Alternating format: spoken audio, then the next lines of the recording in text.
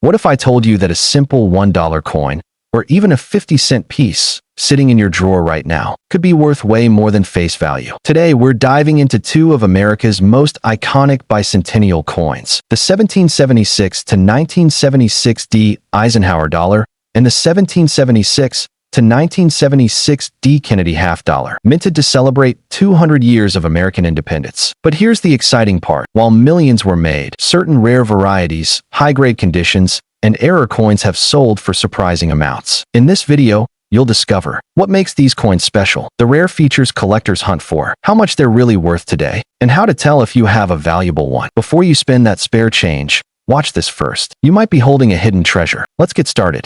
This is not just any Eisenhower dollar. This is the Denver minted bicentennial issue, struck to commemorate the 200th anniversary of American independence. Unlike standard Eisenhower dollars that feature Ike's presidential portrait and an eagle landing on the moon on the reverse, this special coin boasts a unique reverse design, a spirited rendition of the Liberty Bell superimposed over the moon. Yes, America's iconic symbol of freedom boldly paired with the celestial achievement of the Apollo lunar landing, a design choice that screams celebration and national pride. The imagery was approved in 1973, and the coins were produced from 1975 into 1976, bearing the dual date, 1776 to 1976, to mark the bicentennial. Critics and enthusiasts alike have praised the design's boldness, its symbolism, and its uniqueness, which already sets the stage for intrigue. Before we talk mintage and market value, let's set the historical context because that's what makes this coin more than just metal stamped with images.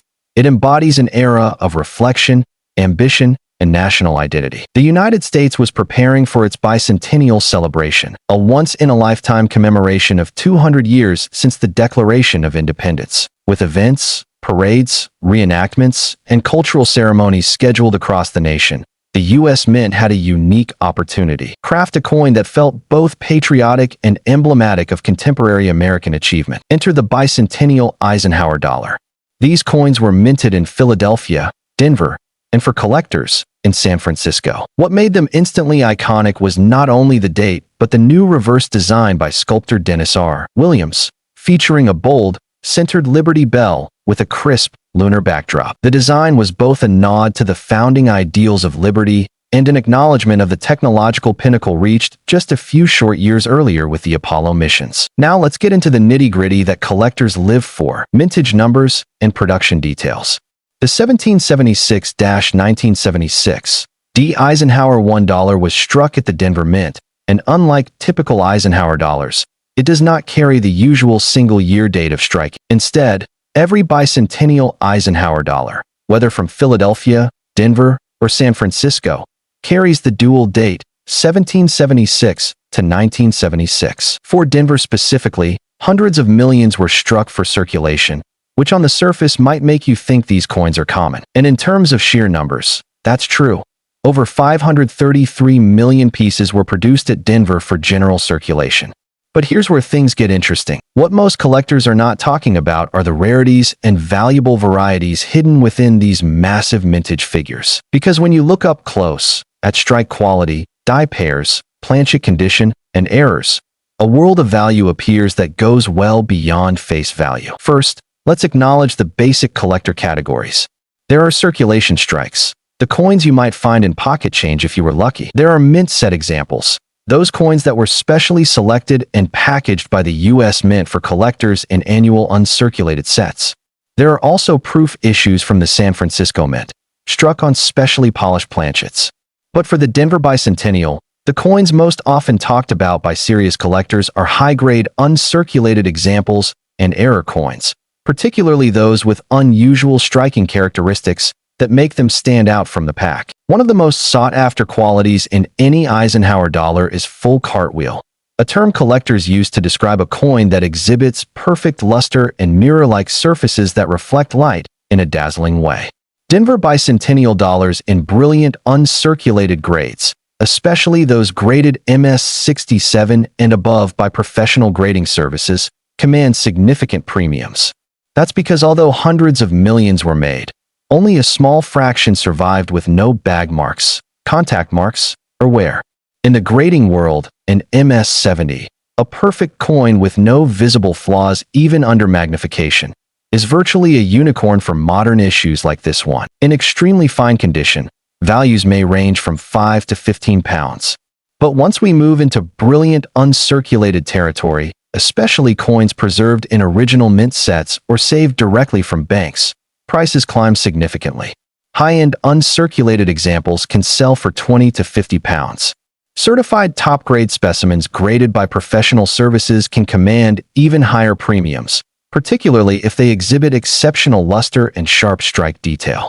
Now let's talk about rare and valuable varieties, because this is where the excitement builds. Although the 1968 10p was not known for dramatic design changes, subtle die variations, and striking anomalies exist. Collectors search for double die obverse, where elements of the Queen's portrait or lettering show visible doubling due to misalignment during die creation. These varieties can be difficult to detect without magnification, but authenticated examples can sell for strong premiums due to their scarcity. Off-center strikes also appear occasionally. These occur when the planchet is not perfectly aligned in the striking press. Depending on how dramatic the misalignment is, values can rise dramatically. A slight off-center example may bring modest premiums, while a dramatic error retaining a visible date can command well over 100 pounds among error specialists. Another collectible category includes broad strikes, where the coin was struck without the retaining collar, causing it to spread slightly beyond its intended diameter. These pieces have softer edges and a slightly expanded appearance. Because error collecting has grown significantly in popularity in recent decades, unusual 1968 10p errors can bring impressive auction results. There is also collector demand for coins with exceptional toning. Copper-nickel coins sometimes develop subtle golden, blue, or iridescent hues over decades. While toning does not always increase value, aesthetically pleasing examples can command premiums, especially if the surfaces remain unblemished. One fascinating aspect of the 1968 new 10-pence coin is its role as a long-term circulating type. The large-size 10p remained in circulation until 1992, when it was replaced with a smaller version to reduce production costs and align with European coin sizes. When the smaller 10p was introduced, the older large coins were gradually withdrawn. Many were melted down. This melting reduced the surviving population of high-grade examples, particularly those that had not been saved by collectors. The transition from large to small 10p coins renewed collector interest in the original 1968 issue. As people realized the larger coins were disappearing from circulation, they began searching through change jars and coin albums. This surge of interest elevated the coin's profile in British numismatics. Market demand today remains steady.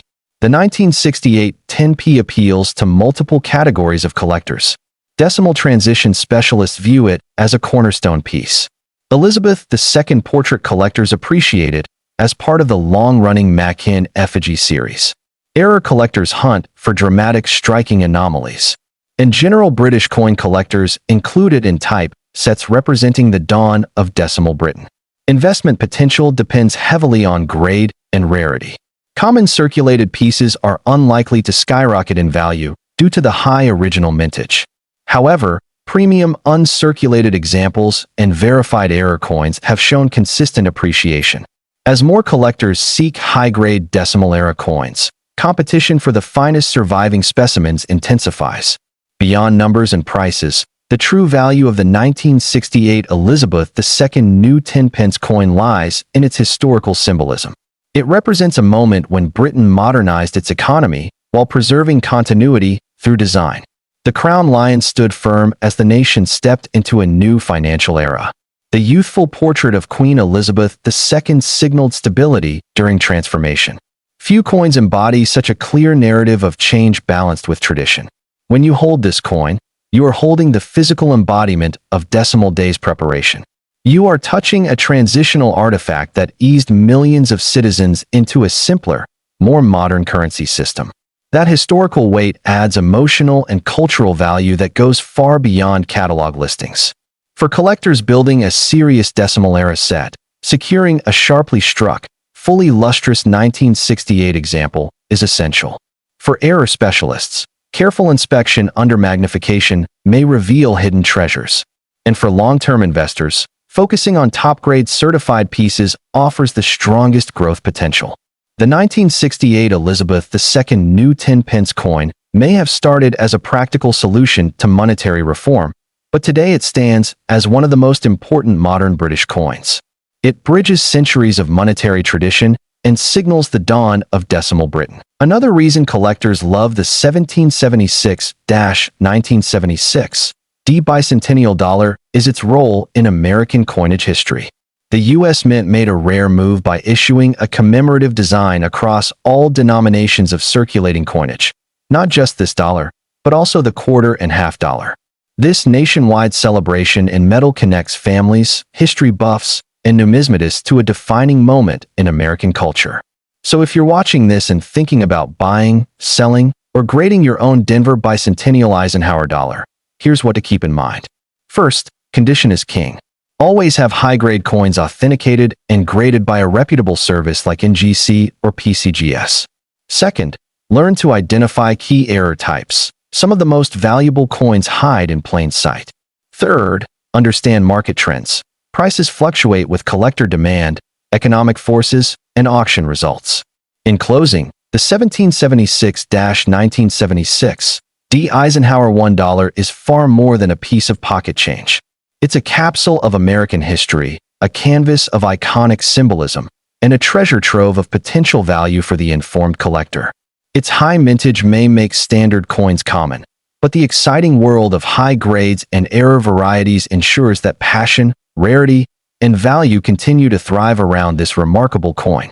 Whether you're a seasoned numismatist or just discovering the thrill of coin collecting, this Bicentennial Eisenhower Dollar deserves a place in your collection, not just for what it was, but for what it represents: 2 centuries of freedom, achievement, and the unending pursuit of something extraordinary. Stay tuned to Coin's numismatic series, where every coin has a story and every collector finds a new adventure.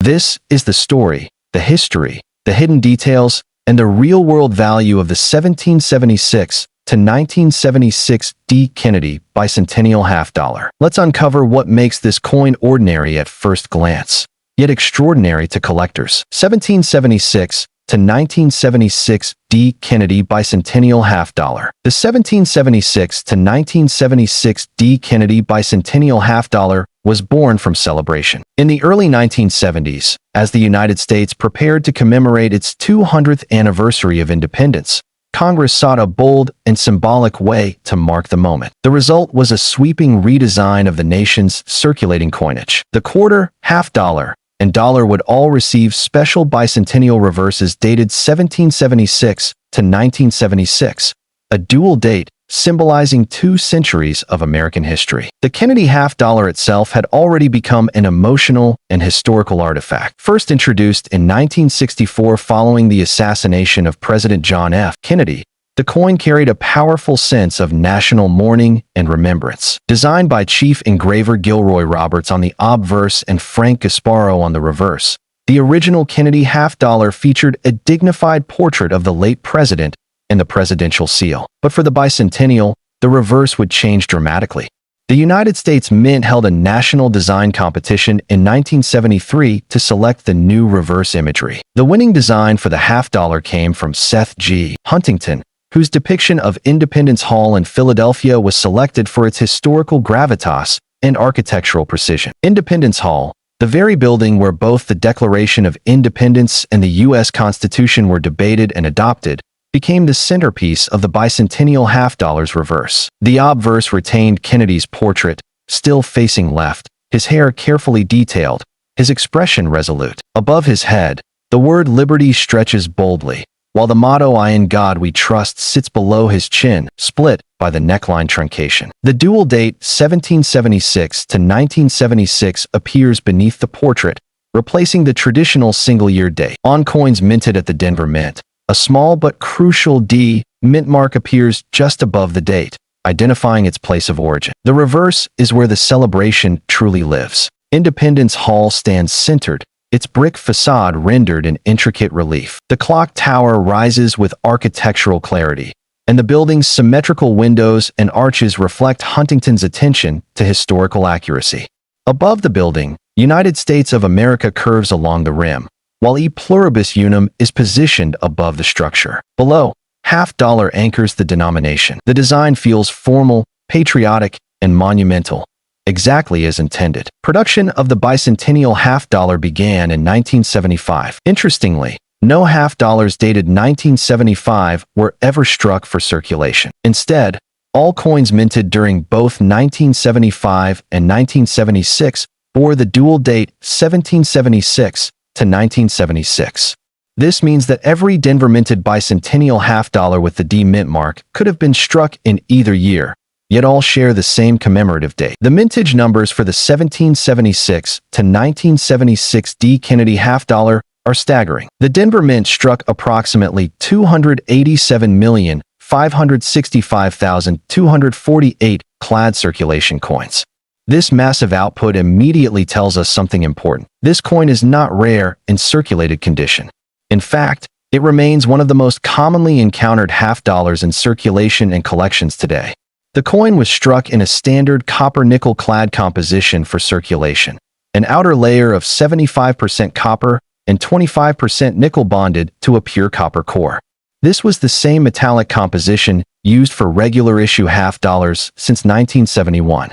Unlike the special 40% silver bicentennial have struck in San Francisco for collectors, the Denver issue was strictly copper-nickel clad. Weighing 11.34 grams and measuring 30.6 millimeters in diameter, the coin carries a reeded edge and the substantial feel that made half dollars so popular in earlier decades. However, by the mid-1970s, half dollars were no longer widely used in everyday commerce. Vending machines rarely accepted them, and the public increasingly favored quarters and paper bills. As a result, many bicentennial half dollars were saved as souvenirs rather than spent. This widespread saving had a lasting impact on collector interest and market value.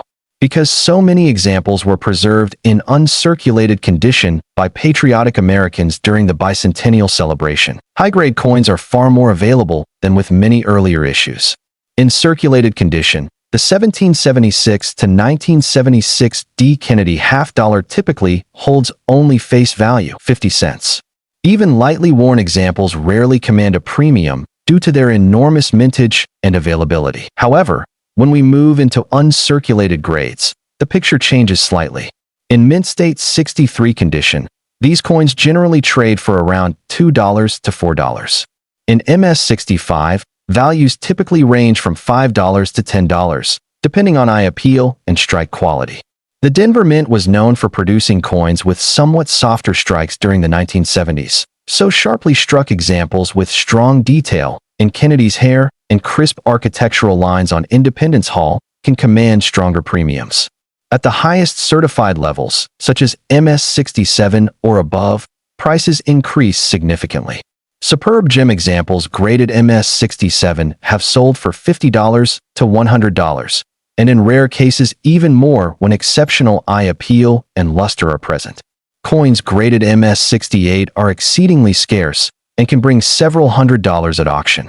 The combination of clean surfaces, booming mint luster, and flawless fields is exceptionally difficult to find given the production methods of the era. Beyond standard mint state grades, collectors also search for varieties and errors. While there is no major double die variety officially recognized for the Denver bicentennial half dollar comparable to famous double dies of earlier decades, minor die varieties and hub anomalies do exist. Collectors have identified examples showing minor doubling in lettering, particularly around Liberty and I In God We Trust, though most are subtle and require magnification. More dramatic mint errors are where excitement truly builds. Off-center strikes, clipped planchets, broad strikes, and struck-through errors have all been documented for the 1776 to 1976 D half dollar. Because of the coin's large size, off-center examples can be especially dramatic and visually striking. An off-center bicentennial half dollar with a clear date and mint mark can command $75 to $200 or more, depending on the percentage off strike and overall condition. Clipped planchet errors, where a curved section of the coin is missing due to a blanking error at the mint, are also collected enthusiastically. These typically sell in the $30 to $100 range. Broad strikes, coins struck without the restraining collar, display expanded diameters, and missing reading, often bringing similar premiums. Another intriguing area involves wrong planchet errors. Though extremely rare, a bicentennial half-dollar struck on a smaller denomination planchet, such as a quarter or even a cent planchet, would command significant interest and potentially thousands of dollars at auction. Such pieces are extraordinarily scarce and represent dramatic minting mistakes. Toning also plays a role in collector demand. Because so many bicentennial halves were stored in rolls, envelopes, and coin albums, some have developed vibrant rainbow toning over the decades. Collectors are willing to pay strong premiums for attractively toned examples, especially those graded by major third-party grading services. A beautifully toned MS66 or MS67 coin could easily sell for multiples of its standard book value. The market for the 1776 to 1976 D Kennedy half-dollar is driven not by rarity in the traditional sense, but by nostalgia, historical symbolism, and condition scarcity at the highest grades. For many Americans, this coin represents the bicentennial era itself, a time of national reflection, celebration, and unity. Collector interest remains steady, particularly among Kennedy half-dollar series enthusiasts who aim to assemble complete date and mint sets. Because no regular 1975 half-dollars exist, the bicentennial issue serves as the only representation for that production year, making it a mandatory inclusion in every complete set. The coin also appeals to thematic collectors focused on American history, Independence Hall, or patriotic designs. Its bold architectural reverse sets it apart visually from the standard presidential seal design used before and after 1976. In recent years, registry set competition has pushed prices for top population coins even higher. Collectors competing for the finest known examples are willing to pay substantial premiums for coins with the highest certified grades. This has led to record auction results for near-perfect specimens, despite the coin's otherwise common status.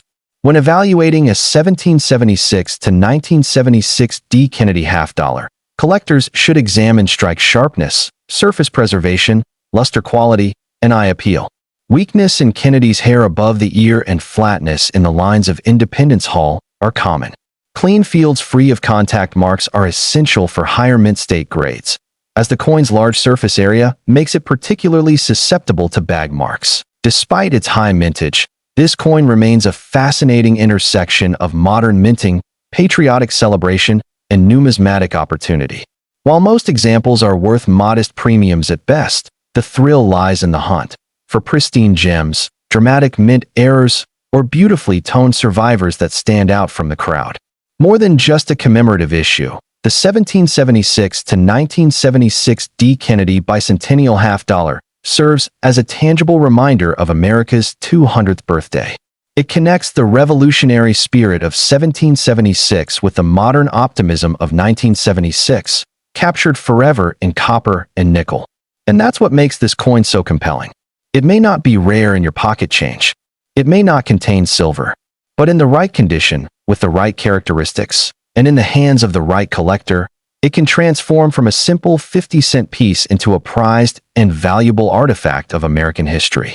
So the next time you come across a bicentennial half-dollar with that distinctive dual date and Denver mint mark, don't dismiss it too quickly. Take a closer look. Check the strike. Examine the surfaces. Consider the story it carries. Because sometimes, hidden within the most familiar coins, are the most fascinating stories waiting to be rediscovered.